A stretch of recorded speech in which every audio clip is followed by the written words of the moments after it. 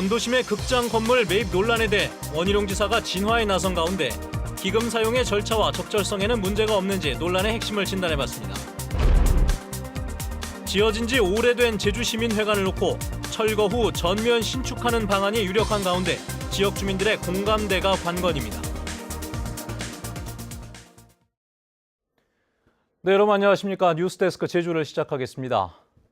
최근 제주문화예술재단이 100억 원에 달하는 원도심의 옛 아카데미 극장 건물을 적법한 절차에 따라 매입한 것인지를 놓고 논란이 커지고 있습니다. 매입 대금 100억 원은 도민의 세금인데요. 논란이 가열되자 원희룡 지사는 매입 사업을 직접 챙기겠다며 중도금 지급을 일단 연기하기로 했습니다. 왜 문제가 되는 것인지 홍수연 기자가 논란의 핵심을 짚어봤습니다. 제주문화예술재단이 예술인 공간으로 활용하겠다며 사들인 8층짜리 옛 아카데미 극장 건물입니다. 토지와 건물 매입금만 100억 원으로 리모델링에는 도비 60억 원이 추가 투입될 예정입니다. 중도금 60억 원을 매도인에게 지급하기로 한 날은 오늘. 하지만 원희룡 지사의 지시에 문화예술재단은 행정 절차로 지급 날짜를 변동할 경우 매도인이 수용하기로 한 특약을 들어 중도금 지급을 연기했습니다. 도민 세금 100억 원이 들어가는 문화예술재단의 부동산 매매 계약을 제주도가 승인한 것은 지방선거 다음 날인 지난달 14일. 도지사가 아닌 문화체육대외협력국장이 전결 처리했습니다. 재단에서 승인한 사항에 대해서는 사무위임 전결 규칙상 우리 국장님이 전결으로 돼 있고, 지방자치단체가 40억 원 이상 되는 사업을 추진하려면 지방재정법에 따라 투자 심사를 거쳐야 합니다.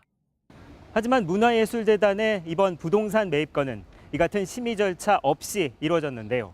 제주도는 해마다 배정되는 예산으로 조성된 기금을 사용하기 때문에 심의 대상이 아니라고 판단했지만 논란이 뜨거워지자 결국 행정자치부에 절차가 적합했는지 여부를 질의하기로 했습니다.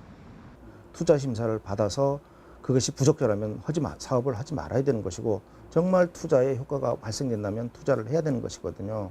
그래서 그 부분에 대한 절차적 위반을 분명히 했다. 제주도 의회는 재단 기금 사용에 공론화 절차가 강화돼야 한다며 관련 예산을 삭감하고 조례 개정을 추진하겠다고 밝힌 상황. 계약 해지로 치달을 경우 위약금 20억 원을 세금으로 부담해야 해 논란은 계속될 전망입니다. MBC 뉴스 홍수현입니다. 예멘 난민 문제를 계기로 불거진 무사증 제도 폐지 여론에 대해 제주도는 존속시켜야 한다는 입장입니다. 제주도는 국제자유도시의 지속적인 추진을 위해 무사증 제도를 존속시키고 불법 체류와 외국인 범죄 등의 부작용을 보완해야 한다고 밝혔습니다. 또 최근 4년 동안 제주의 난민 신청 비율은 전국의 5.7%에 불과해 무사증 제도가 난민 유입의 직접적인 이유는 아니라고 제주도는 판단했습니다. 제주 예멘 난민 신청자들이 노숙을 한다는 일부 언론 보도에 대해 법무부가 공식 부인했습니다. 법무부는 오늘 설명 자료를 통해 난민 신청자들은 모두 취업한 곳의 숙소나 시민단체와 독지가가 제공한 숙소에 거주하는 것으로 파악됐다고 밝혔습니다. 또 노숙하는 것으로 보도된 사진은 지난달 취업 설명회에 참석해 대기하는 모습이라고 설명했습니다. 지어진 지 50년이 넘은 제주시민회관을 어떻게 할 것인지를 두고 오랫동안 논쟁이 이어져 왔는데요. 활용 방안 타당성 용역을 수행한 용역팀은 사실상 전면 신축하는 쪽으로 결론을 내렸습니다. 그런데 주민들의 의견은 엇갈리고 있습니다. 이소영 기자입니다. 반세기 넘게 시민들의 문화와 생활체육시설로 사랑받아온 제주시민회관. 하지만 건물이 낡아 안전에 문제가 있다는 진단이 나오자 제주시가 활용 방안을 놓고 타당성 용역을 추진해왔습니다. 용역팀은 건물의 뼈대를 유지한 채 리모델링을 하는 것보다는 건물을 철거해서 11층 높이의 새 건물을 신축하는 방안이 바람직하다고 밝혔습니다. 전면 신축안은 지하 3층 규모의 주차장 시설, 1층에서 3층은 전시와 강당 등을, 4층부터 11층까지는 64세대의 공공임대주택을 활용하는 안입니다. 국비를 확보하지 못할 경우 500억 원 규모의 건설비 부담과 역사성, 상징성을 훼손한다는 단점이 있지만 상주 인구 유입과 연계성, 중심성을 확보할 수 있다는 겁니다. 지역의 발전이라든지 또 우리 주민들의 요구에 좀 더 부합할 수 있는 그런 게 아닌가라고 보여지고요. 이런 것들 뭐 인구 유입 효과는 당연히 여기에 그 생활 공간이 들어가기 때문에 상주 유입 효과가 여기가 클 것이고. 인근 주민들의 의견은 여전히 엇갈렸습니다. 현대 건축물이 빈약한 제주 현실에서 건축 유산으로 보존해야 한다는 입장과 활용도를 높이기 위해 새 건물을 지어야 한다는 입장이 맞섰습니다. 리모델링 수준에서 보존하면서 후세들에게 우리 제주도에서는 최초로 문화의 공간이었다고 자랑할 수 있는 그런 유적지로 만드는 것이 좋다고 생각합니다. 시대 정신에 맞게 신축을 해서 지어서 100년 후에 보죠. 100년 후에. 100년 후에는 우리 후대가 이거를 근대 문화유산으로 지정할 수 있을 거고 그때 우리 후대들은 그 선조들이 진짜 탁월한 선택을 했다. 왜 시대에 맞춰서 갔었다. 제주시민회관의 활용 방안은 오는 9월 최종 결론이 나올 예정인데 주민들의 공감대 형성뿐 아니라 고질적인 교통난과 주차 문제에 대한 보완에도 관심이 쏠리고 있습니다. MBC 뉴스 이소연입니다. 강정마을회가 해군기지 국제 관함식 수용 여부에 대한 주민 토론회를 모레 열기로 했습니다. 강정마을회는 이용선 청와대 시민사회 수석이 제안한 주민 토론회를 일요일인 모레 저녁 7시 30분에 마을 의례회관에서 열기로 했다고 밝혔습니다. 이용선 청와대 수석은 최근 강정마을 주민들을 만나 토론회를 통해 의견을 수렴해달라고 제안했으며 김태석 제주도의회 의장도 관함식 추진 중단을 요구하는 결의안 상정을 보류했습니다. 지난 6.13 지방선거에서 문대림 후보가 선거 비용을 가장 많이 사용한 것으로 나타났습니다. 제주도 선관위는 제주도지사 출마자의 선거 비용은 민주당의 문대림 후보가 9억 8천만 원으로 가장 많았고 원희룡 후보는 7억 2천만 원, 그리고 고은영 후보가 1억 원으로 가장 적었다고 밝혔습니다.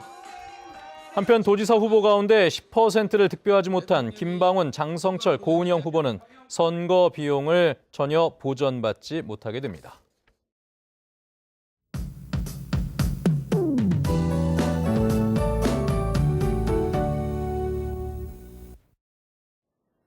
주말인 내일은 대체로 맑다가 밤부터는 차차 흐려지겠습니다. 기온은 25도로 출발해서 낮 기온 33도까지 올라 오늘만큼이나 덥겠는데요. 계속되는 무더위에 건강관리 잘 하셔야겠습니다. 모레인 일요일에는 흐리다가 낮부터는 구름이 많아지겠고요. 남부와 산지에는 새벽부터 아침 사이에 소나기가 오는 곳이 있겠습니다. 다음은 자세한 지역별 날씨입니다. 내일 오전 11시를 기해 남부 지역에도 폭염주의보가 발효됐습니다. 한낮 외출은 되도록 자제해 주시는 게 좋겠고요. 낮 최고 기온은 33도 안팎으로 오늘만큼이나 덥겠습니다. 내일부터 바람이 강해지고 물결도 높아지면서 남쪽 먼바다에는 내일 아침에, 제주 앞바다에는 오후에 풍랑특보가 발효될 가능성이 높으니까요. 항해나 조업하는 선박은 각별히 주의하셔야겠습니다. 주간 날씨입니다. 다음 주에도 비 소식 없이 계속해서 33도를 웃도는 무더위가 이어질 것으로 예상됩니다. 온열 질환과 농산물 관리에 각별히 주의하셔야겠습니다. 기상정보였습니다. 열흘째 폭염특보가 내려지면서 온열 환자도 잇따르고 있습니다. 오늘 낮 12시쯤 서귀포시 표선면의 한 과수원에서 71살 강모 씨가 의식을 잃고 쓰러져 병원으로 옮겨졌는데 상태가 위독한 것으로 전해졌습니다. 어제도 40대 남성이 공사장에서 탈진하는 등 본격적인 무더위가 시작된 이달 초부터 온열 환자 19명이 발생했습니다. 고봉식 전 제주도 교육감이 오늘 향년 96세를 일기로 별세했습니다. 고봉식 전 교육감은 음악교사 시절인 1952년 관악대를 창설해 제주국제관악제에 기틀을 마련했고 지난 1984년부터 4년 동안 교육감을 지내면서 복장 자율화와 학교 신설, 전국 소년체전 개최 등의 업적을 남겼습니다. 빈소는 제주시 부민장례식장이며 발인은 오는 23일까지입니다. 오늘 오후 2시 10분쯤 제주시 아라초등학교 앞 도로에서 운행 중이던 승용차에 불이 났습니다. 다행히 인명피해는 없었으나 소방서 추산 700만 원의 재산 피해가 났습니다. 소방당국은 달리던 차량 엔진룸에서 연기가 났다는 운전자의 말을 바탕으로 정확한 화재 원인을 조사하고 있습니다. 제주도 교육감 공약실천위원회 인원이 대폭 늘어나고 학생들도 참여할 수 있게 됩니다. 제주도 교육청은 공약실천위원을 4년 전에 2배인 30명으로 늘리고 이 가운데 공모직위원 14명은 교육정책에 관심 있는 도민과 학부모와 학생 등 누구나 응모할 수 있다고 밝혔습니다. 뉴스데스크 제주를 마칩니다. 여러분 고맙습니다.